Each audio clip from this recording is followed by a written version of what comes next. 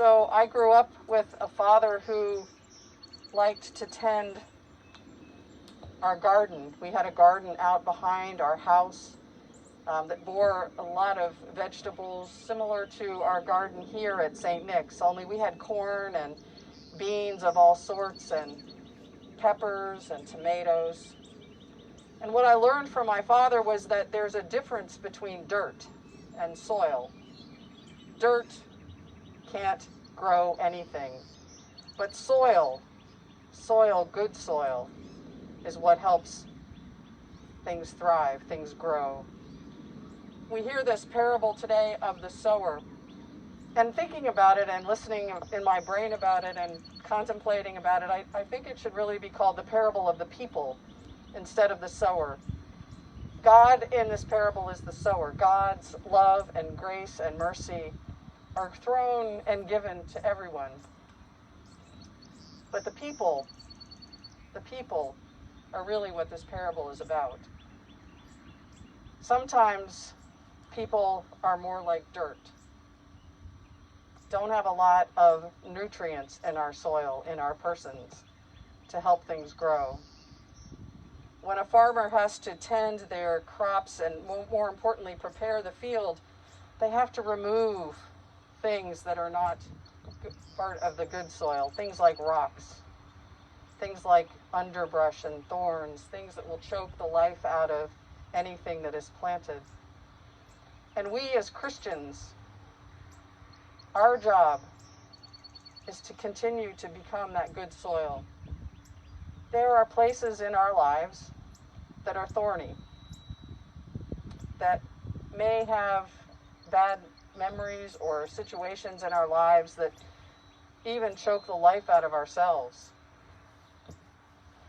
And so we need to work on those things and try to get rid of them. I'm sorry, I'm a little feedback. I have a lot of feedback. Thanks, Chris. There are places in our lives that, besides being thorny, are rocky. Some of us may find that there are places where our hearts or our backgrounds or our history have given us a hardness of heart, a place where we haven't been able to heal yet.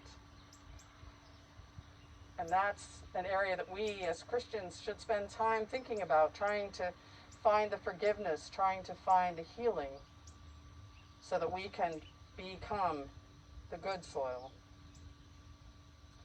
Because you see, God's gifts are for all of us. And it's up to us to figure out where on that continuum of ground we want to be. It's a journey, friends. It's not a sprint. Our journey begins at our baptism, and we continue to take one step at a time, like my favorite image, the labyrinth. And sometimes we get close to the center, and sometimes we get turned away. But in our lives, every day, we have the opportunity to begin again and to continue our journey to become that good soil where God's love and God's peace and God's mercy are there for everyone.